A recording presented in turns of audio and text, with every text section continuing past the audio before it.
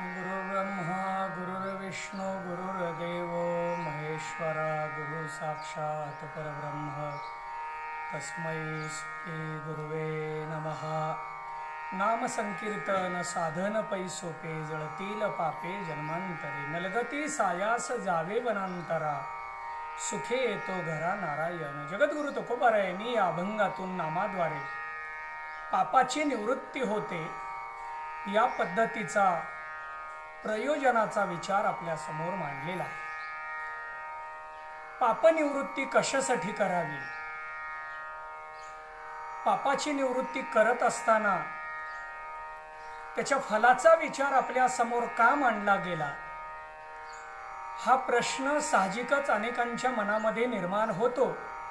कारण सध्याच्या विज्ञान युगामध्ये या प्रवाहात वावरणाऱ्या मंडळींकडून प्रश्न केला जातो की खरंच पाप आहे का, पाप असतं का, समाजामध्ये तुम्ही पापपुण्य सांगताय पण हे पापपुण्य असतं का, असे प्रश्न विज्ञानाच्या या प्रवाहातून आपल्या समोर मांडले जातात। ठीक आहे, काही जणांना पाप आणि पुण्य हा शब्द आवडत नसेल किंवा त्या शब्दाच्या विषयी त्यांच्या अंतःकरणातली धारणा वेगळी असेल, पण पाप आणि पुण्य ही लक्षणं आपल्या समोर मांडली ती कर्मानुसार मांडलेली।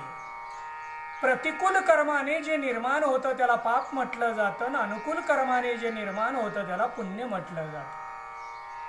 सत्कर्माद्वारे जे प्रयोजन आपल्या समोर मांडलं जातं त्याला पुण्य म्हणतात आणि दुष्कर्माचं प्रयोजन सांगितलं जातं त्याला पाप म्हटलं जातं। साध्या भाषेत सांगायचं झालं तर चांगलं वागण्याने पुण्य मिळतं आणि वाईट वागण्याने पाप मिळतं, अशी याची वर्गवारी आपल्या समोर मांडली गेली आहे। किमान पापाच्या भीतीने तरी आमच्याकडून वाईट कर्म घडणार नाही। बघा, कितीही सांगा वाईट कर्म करू नका, वाईट कर्म करू नका, दुष्कर्म करू नका, कितीही सांगितलं तरी आमच्यामध्ये फरक का पडत नाही, म्हणजेच आमच्यावर त्या दुष्कर्माची भीती नाही, दुष्कर्माच्या परिणामाचा विचार आमच्या मनामध्ये नाही। आत्ता आपण पाहतोय हा व्हायरस सगळ्या जगाला त्रास देतोय। मग याच्यामध्ये आत्ता फक्त आरोग्य विभागातील डॉक्टर असतील, कर्मचारी असतील, पोलीस विभागातील सगळे कर्मचारी असतील, हे आपल्या म्हणजे देशातल्या नागरिकांना या व्हायरस पासून बाजूला ठेवावं याच्यासाठी ते प्रयत्न करत आहेत। पण आपल्यातली काही मंडळी त्यांच्यावरच हल्ला करायला तयार झाले, त्यांच्यावर हल्ले करायला लागलेत। त्याचा निषेध मोठ्या प्रमाणात होतोय, परंतु हल्ले थांबलेत असं सुद्धा नाही। मग हल्ला करणं हे काय आहे, वाईट कर्म आहे, त्याचं पाप लागणार आणि त्या पापाचं फळ त्याला भोगावंच लागणार आहे, हा शास्त्र सिद्धांत आहे। आणि शास्त्र सिद्धांताचा विचार आपण करत असताना फलाचा प्रयोजनाचा विचार आपल्या समोर प्राधान्याने मांडला गेलेला। किमान त्या परिणामाने तरी बघा, आपल्याला आता सांगितलं जातं हा व्हायरस, लगे प्रत्येक जण म्हणतो, काही जणांची चर्चा असते कधीतरी मरायचंय, जाऊ दे कधीतरी मरायचंय, किती दिवस घरात बसावं, आपण मरणार आहोत केव्हा तरी, पण आपल्यामुळे दुसऱ्याला त्रास होऊ नये याच्यासाठी सुद्धा आम्हाला घरात थांबायचंय। आम्हाला आता घरात राहा, घरात थांबा, सुरक्षित राहा असं का सांगितलं गेलं, तर केवळ आपल्या एकट्याच्या मृत्यूचा विचार नाही, तर आपल्या सहित आपल्या परिसरातले आपल्या देशातल्या लोकांना याचा त्रास होऊ नये हा परिणाम सांगितला। तसंच वाईट कर्माचा परिणाम पाप सांगितलं जातं। या पापाचा जर विचार करायला लागलो आपण, पाप म्हणजे नेमकं काय, निषिद्ध कर्म करण्याची वासना, याला शास्त्रात मल असं म्हणतात, पण संत वाङ्मयामध्ये त्याला पाप असं संबोधलं गेलेलं आहे। निषिद्ध कर्म करावं वाटणं, मग निषिद्ध कर्म कशाला म्हणतात, दुसऱ्याला त्रास होईल, दुसऱ्याला दुःख होईल असं आपण वागणं, याला निषिद्ध कर्म म्हणायचं। आता शास्त्राचं चिंतन पाहायचं झालं तर बघा, भगवद्गीतेमध्ये सुद्धा 3 विषयाची वर्गवारी आहे, कर्म आहे, उपासना आहे, ज्ञान आहे। वेद सुद्धा त्रिकांडी सांगितला, कर्मकांडी, उपासनाकांडी आणि ज्ञानकांड, 3 प्रकारामध्ये त्याची विभागणी आहे। कर्माचा खूप मोठा विस्तार आहे, पण इतका मोठा जरी विस्तार असला तरी त्याचं वर्गीकरण फक्त 2 विभागात आहे, विहित कर्म आणि निषिद्ध कर्म। विहित कर्म कशाला म्हणतात? जे ग्राह्य आहे, जे कर्म करायचं आहे, जे कर्म प्रत्येकाने करावं, त्याला विहित कर्म म्हटलं जातं. आणि त्याज्य कर्म म्हणजे नेमकं काय? जे त्यागायचं आहे, जे आम्हाला करण्यासाठी योग्य नाही, अशा कर्माला त्याज्य कर्म असं म्हटलं जातं.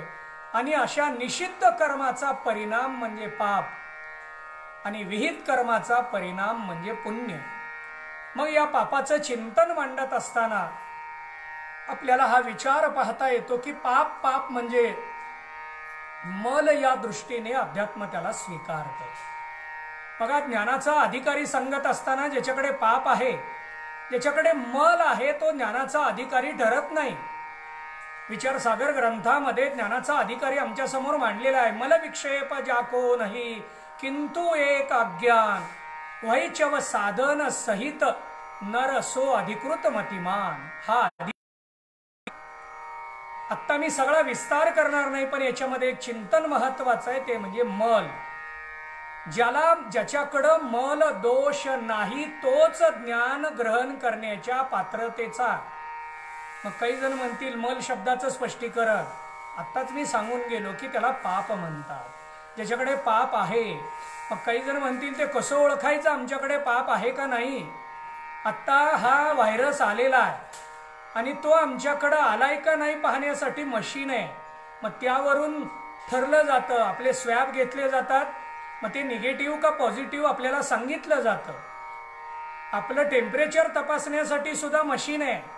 ती मशीन वेळीच जर मार्च महिन्यामध्ये योग्य पद्धतीनं हाताळली असती तर आपल्या भारत देशातली संख्या एवढी वाढली नसती. जाऊ त्या, ठीक आहे, भूतकाळ सोडून देऊ आपण.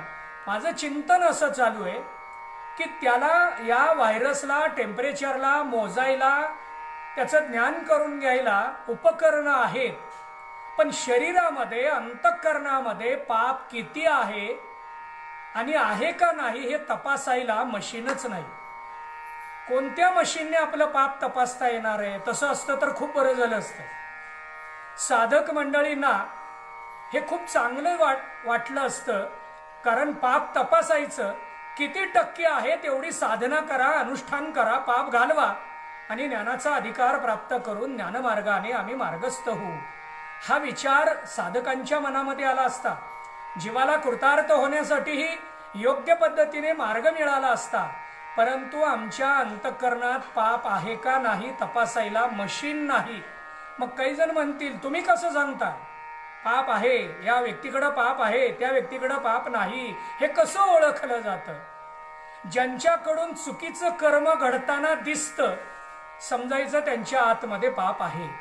आतलं पाप त्याला चुकीचं कर्म करायला प्रवृत्त करतो. बघा, आपण रस्त्याने चाललो आणि रस्त्याने चालल्यानंतर एका गृहस्थाची नोट, पैशाची नोट रस्त्यावर चुकून पडली. त्याने खिशातून पॉकेट काढत असताना त्याची नोट पडली, आपण पाहिली. त्याला हाक मारून ती त्याला द्यावी का आपण आपल्या खिशात घालावी याचा जर विचार केला तर जो त्याला देईल हाक मारून, समजायचं त्याच्याकडे पाप नाही. आणि त्याने जर ती नोट आपल्या स्वतःच्या खिशामध्ये घातली तर आपण समजायचं त्याच्याकडे पाप आहे. चुकीचं कर्म करायला प्रवृत्त होणं, प्रवृत्त झाल्यानंतर त्या अनुषंगानं इंद्रियाचं मार्गक्रमण होणं, याला आपल्याकडे पाप असं संबोधलं जातं. या पापाचे प्रकार भरपूर आहे. कायिक पाप आहे, वाचिक पाप आहे, मानसिक पाप आहे. कायिक 3 प्रकारचं पाप आहे, वाचिक 4 प्रकारचं पाप आहे आणि मानसिक 3 प्रकारचं पाप आहे. असं 10 प्रकारचं पाप प्रत्येक व्यक्तीकडून दररोज घडत असतं. त्याच्यासाठी आपल्याकडे मार्गशीर्ष महिन्यात दशहरा म्हणून एक कालावधी आहे आणि त्या दशहरा म्हणजे 10 दिवसामध्ये नदीचं, गंगेचं स्नान करावं, गंगेचं दर्शन करावं, गंगेचं पूजन करावं, अशा पद्धतीने आपल्या समोर विचार मांडला गेलेला आहे. आणि या विचारातून आपल्याला 10 प्रकारच्या पापातून आपण थोडंसं चिंतन पाहतो की 10 प्रकारचं पाप गेलं. पाप हा एकच विचार आपल्या समोर आहे. मग पाप, उपपाप, अतिपाप आणि महापाप या 4 प्रकारामध्ये याचं वर्गीकरण आहे. पापातून आम्हाला उपपापाकडे जाता येणार आहे, अतिपापाकडे जाता येणार आहे, मग महापापाकडे. एवढ्या पापाचे प्रकार कुणी पाडले, कुणी सांगितले? संत मंडळींनी याचे प्रकार आम्हाला सांगितले नाहीत. आपण कसं वागतो हे संशोधन करून पाहिलं, ते लिहिलं फक्त. त्यांनी काही हे निर्माण केलेलं नाही. संतांनी पापाचे प्रकार निर्माण केलेले नाहीत. आपल्या वागण्यावरून हे प्रकार पडलेले. पाप, उपपाप, अतिपाप, महापाप. आता या महापापात पुन्हा 5 प्रकार आपल्या समोर सांगितले जातात. त्यामध्ये ब्रह्महत्या सुरापानम, ब्रह्महत्या करणं हे महापाप आहे. सुरापान करणं म्हणजे मद्यपेय घेणं हे महापाप आहे. गुरुदारा गमन करणं हे महापाप आहे. आणि चोरी करणं हे महापाप आहे. या महापापाचा विचार पाहत असताना 4च झाले असं काही मंडळी म्हणतील. यांची संगती करणारा सुद्धा महापापी सांगितला. असे 5 महापापाचे लक्षणं आपल्या समोर मांडल्या गेलेल्या आहेत. पापातून निवृत्त व्हायचंय. मग यातल्या एका पापातून निवृत्त होण्यासाठी आम्ही काय करावं? 10 पापातून निवृत्त होण्यासाठी काय करावं? आमची जर प्रवृत्ती पाहिली तर एका दिवसात कोट्यवधी पाप करतोय आम्ही. काही जण म्हणतील तासभर आम्ही एका जागेवरून उठत नाही तर पाप कसं केलं? आम्ही दुसऱ्याचं अहित मनाने चिंतलं तरी ते पापच आहे. आणि म्हणून दुसऱ्याचं वाईट चिंतायला लागलो की त्याला पाप असं संबोधलं जातं. कोट्यवधी प्रकारची पाप सांगितली जातात. शिवाय एका जन्मातलं पाप आहे का अनेक जन्मातलं पाप आहे हाही विचार आपल्याला पाहावा लागतो.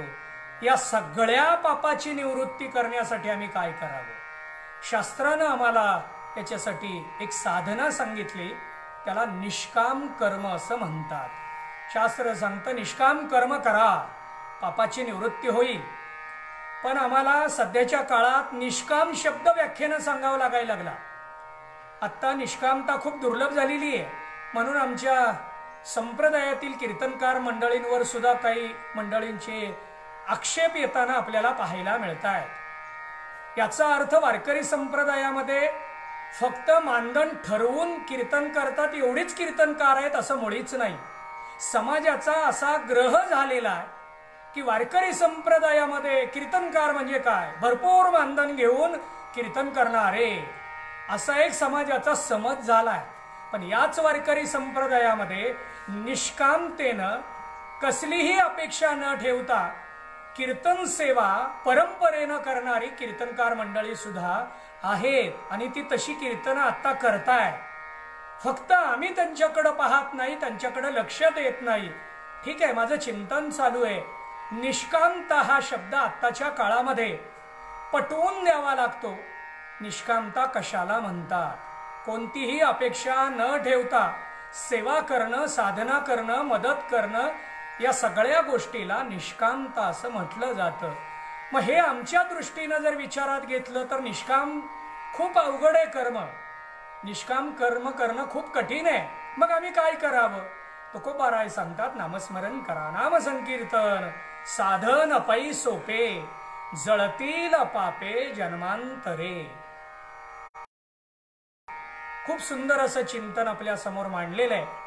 मग काही जण म्हणतील जन्मांतराची पाप जातात का? पापही जातात आणि जन्मजन्मांतरही जातात.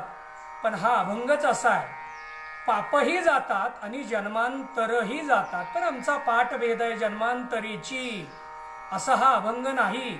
अभंग म्हणत असताना हा असाच म्हटला पाहिजे, जळतील पापे जन्मांतरे. ची हा शब्द पुढे बसत नाही, पण आम्ही बसवलाय. जाऊ द्या, मला या वादाकडे जायचं नाही.